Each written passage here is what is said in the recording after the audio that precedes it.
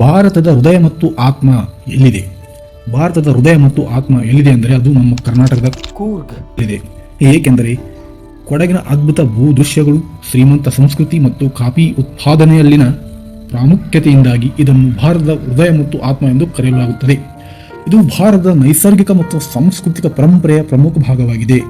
ಭಾರತದ ನಿದ್ರಿಸುತ್ತಿರುವ ರಾಜ್ಯವನ್ನು ಹೆಚ್ಚಾಗಿ ನಾವು ಹಿಮಾಚಲ್ ಪ್ರದೇಶ್ ಎಂದು ಕರೆಯಲಾಗುತ್ತದೆ, ಏಕೆಂದರೆ ಈ ಅಡ್ಡ ಹೆಸರನ್ನು ರಾಜ್ಯವು ತನ್ನ ಶಾಂತಿಯುತ ಮತ್ತು ಪ್ರಶಾಂತ ವಾತಾವರಣದಿಂದಾಗಿ ಪಡೆದುಕೊಂಡಿದೆ.